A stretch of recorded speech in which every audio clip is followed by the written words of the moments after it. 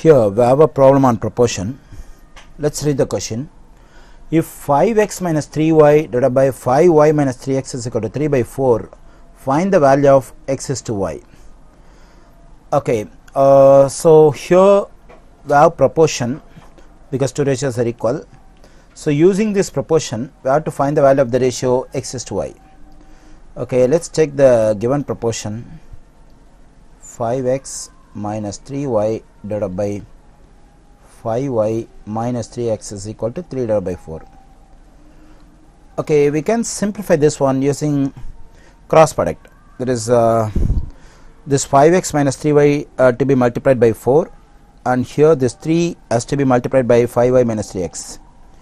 So when we do cross product, we get 4 times 5x minus 3y equal to 3 times 5y minus 3x. Okay, we can distribute this 4 to 5x and negative 3y. We'll be getting 20x minus 4 times 3 is 12y. On the right side we get 3 times 5 is 15y, and 3 times negative 3x is negative 9x. Okay, we can get all x terms on one side and all y terms on the other side. Then only we'll be able to get the fraction x by y. Once we get the fraction x by y, it can be changed as the ratio x is to y. Okay, we can get all the x terms on the left side. So I'm going to bring this negative 9x to the left side. I'm going to bring this negative 12y to the right side. When I do so, I'll be getting 20x plus 9x equal to 15y plus 12y. Now we get 29x is equal to 27y. Okay, here 29 and x are multiplied.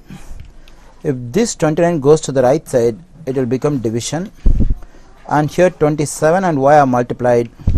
If this y comes to the left side, it will become division. So we get x divided by y is equal to 27 divided by 29. So now we can change the fractions as ratio.